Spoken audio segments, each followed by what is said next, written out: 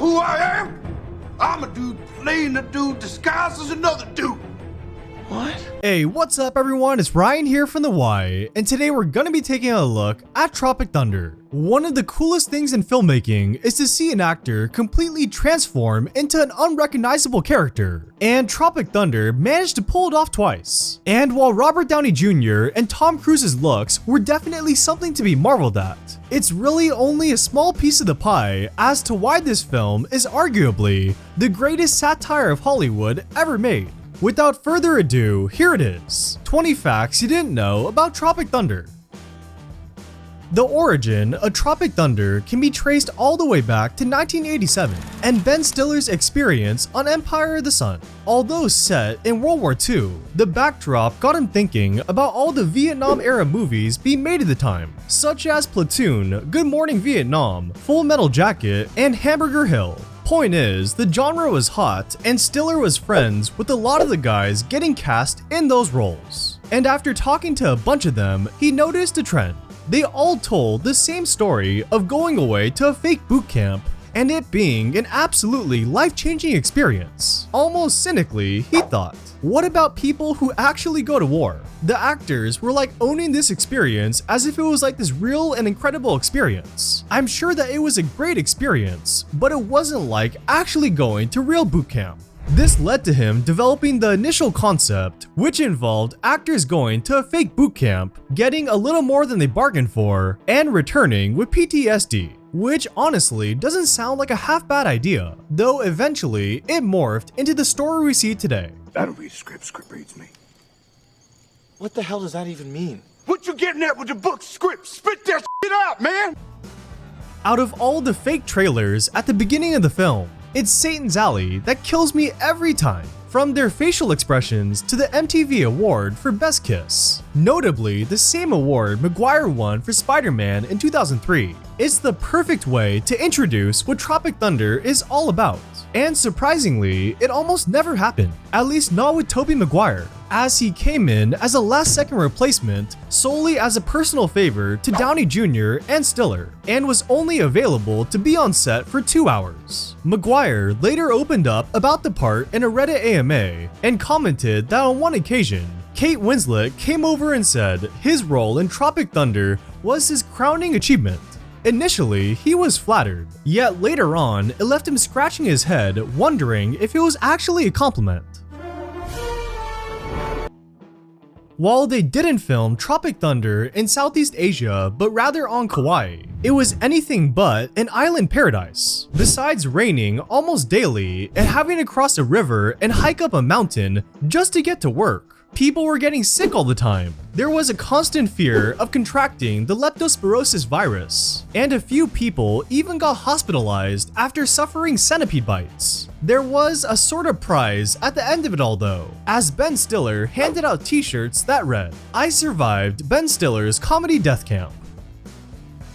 Early on, Ben Stiller's plan was to cast Keanu Reeves as Tug Speedman and himself as Rick Peck. Call me crazy, but I just can't see Keanu in the role, and I especially can't see him as Simple Jack. You make me happy. After moving on from Keanu as Tug Speedman and instead deciding he should play the part, Stiller had just the person in mind for the role of Hollywood agent Rick Peck, and that was Tom Cruise. Though after reading the script, Cruz wanted to go in a different direction. He thought, since the movie deals with actors and their agents, there needs to be a studio executive, and that would be a lot of fun to play. Yep, Les Grossman was all thanks to Tom Cruise, down to the character himself. The dancing, and even the prosthetic Neanderthal hands were all from his mind as well. Flaming dragon, face. First, take a big step back and literally your own face! From what I've gathered, the process of casting Rick Peck was a huge pain in the ass. First up, Ben Stiller left the role to play Tug Speedman. Then Tom Cruise said no and created Les Grossman out of thin air. And finally, mere weeks before they started filming, Owen Wilson dropped out following a suicide attempt. Maybe it was all for the best though, as Wilson made a full recovery, and Matthew McConaughey put on a stellar performance, with many calling this the turning point of his career that set him up in the future for more serious projects. All right, you killed the hooker. Calm down. Here's what you're gonna do. Get your hands on some bleach. Jay Baruchel is very much a nerd at heart. So when he arrived on the set of Tropic Thunder, Stiller recalled how he drove everyone crazy, talking about things only techies would find interesting. And one of his favorite topics of discussion was the high-definition optical disc format war, which is where they got the idea for this very scene. Every PlayStation 3 has a Blu-ray. You talking to me this whole time? I was talking to whoever was listening. Christ, man. While nearly everyone had a rough time filming Tropic Thunder, Bertha, the water buffalo, may have gotten the worst of it. Flown in from Texas on a special plane, Bertha did her job without complaint until one day, the animal trainer called and said, "So Bertha can't work for a bit because I'm looking at a newborn calf." Yep, unbeknownst to everyone, Bertha was pregnant for the entire shoot and somehow no one knew. And in honor of Jack Black, who rode on Bertha's back, they named him Little Jack. Funny enough, Black and Bertha did not get along at all, and at one point in time, she literally flung him off her back like a bronco, sent him flying 15 feet through the air, and nearly killed him. But hey, if I was pregnant and someone was riding on my back, I'd be pissed too. Robert Downey Jr. said he modeled Kirk Lazarus on 3 different actors: Russell Crowe, Daniel Day-Lewis, and Colin Farrell. Also, in early iterations, Lazarus was supposed to be Irish, though because Downey Jr. had already perfected an Australian accent from Natural Born Killers, they agreed to change his nationality. You serious? You don't know? Everybody knows you never go full retard. Jeff Portnoy, the heroin-addicted actor best known for his work on The Fatties, was based on Chris Farley. Jeff Portnoy. Jeff Portnoy. Jeff Portnoy. This line was totally improvised by Jack Black. I hate movies. According to Ben Stiller, upon arriving in Kauai, he was given a choice: either go through an intensive 2-day boot camp or have a cast dinner. Stiller thought for a second and then remarked, "Let's just go for the cast dinner. That'll be much more fun." Are you really going to abandon this movie? We're supposed to be a unit. Suck my unit. One thing's for sure, it'd be very difficult, near impossible, to get Tropic Thunder made today. I'm sure you're all aware of the controversy surrounding Robert Downey Jr.'s use of blackface to portray Kirk Lazarus portraying Lincoln Osiris. Yet the thing people always forget about is Simple Jack. Even Ben Stiller admitted he was guilty of losing sight of the Simple Jack issue because of how focused they were on making blackface palatable. I'll tell you who didn't forget though: disability advocacy groups. The whole fiasco started around a week prior to the film's release, when Paramount launched a website called SimpleJackMovie.com.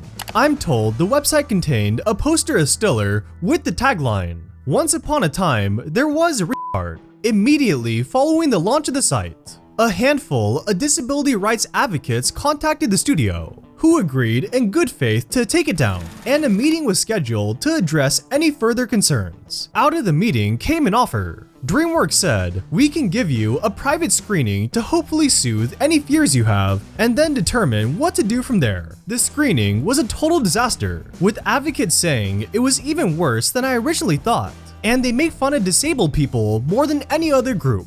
Yet at this point, with the premiere less than a day away, DreamWorks basically said, "We appreciate the feedback, but no changes or cuts will be made to the film." I guess it really comes down to a difference in perspective.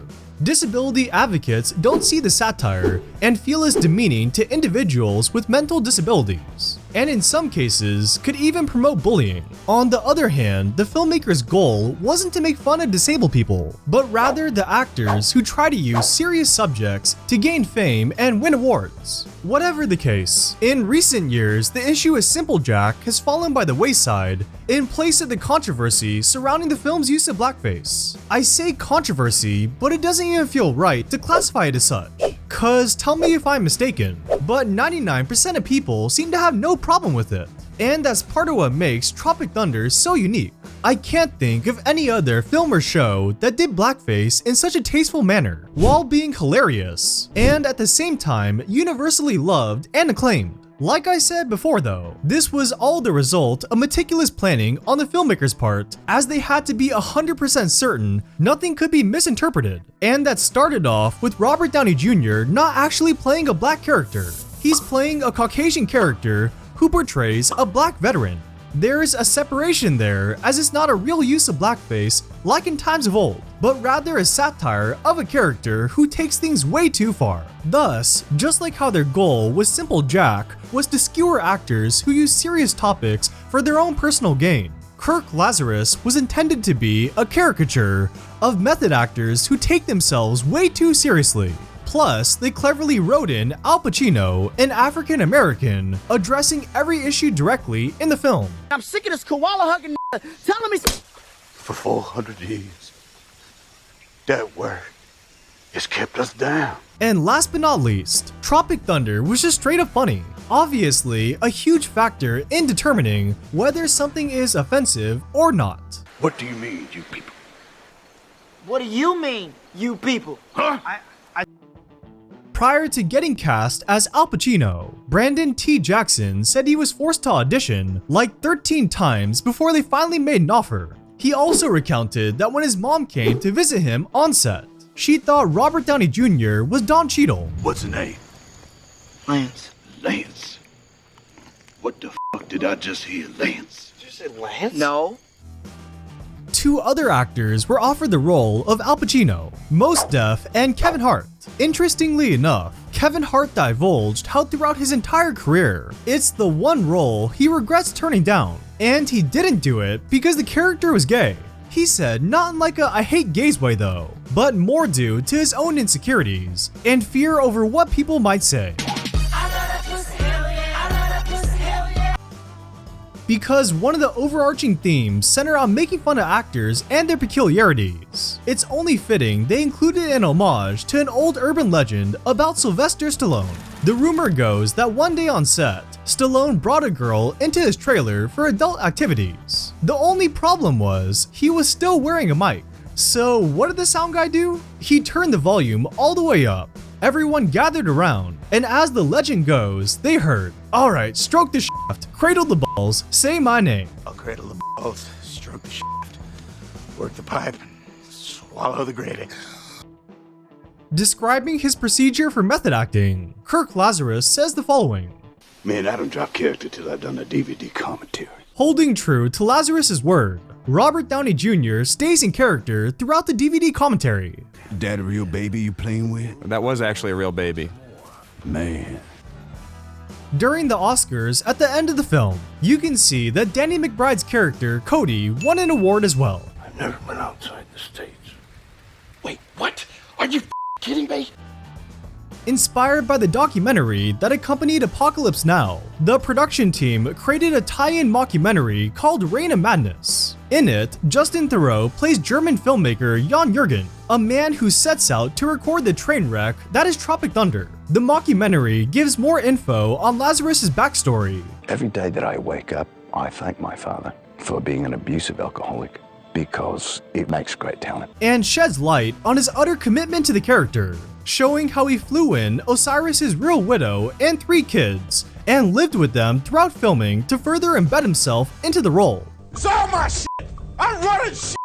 There's more Simple Jack clips. Wake up, hop, hop. Portnoy displays his farting skills that made him so famous. Holly go lightly. Uh-oh. I'm sitting upwind. And we learned that Kevin Sandusky's only previous acting experience was a touching commercial for teenage erectile dysfunction. And finally, the mockumentary provides further insight into the disaster that was filming on set, as Lazarus wouldn't even acknowledge the director without army fatigues. Sandusky was traumatized from the boot camp that only he attended. Al Pacino believed the documentary crew was from MTV. Is that MTV? No. That's MTV? Hell yeah. Hey, yo, let's do it. Portnoy suffered heavy withdrawals, and Speedman refused to come out of his trailer and stop watching Desperate Housewives. Nothing is quite set in stone, but it looks like there's gonna be a Tropic Thunder spin-off starring Tom Cruise as Les Grossman. The project seems to be in its very early stages, and as such, there's little to no information to go off of. The only thing we really do know is that Cruz is working on it with his longtime collaborator, Christopher McQuarrie, and I'd imagine it'll be much more PC than its predecessor. Alright, thank you all for watching. I hope you enjoyed it. If you did, don't forget to leave me a like and subscribe for more content like this. Till next time, have a great day everyone.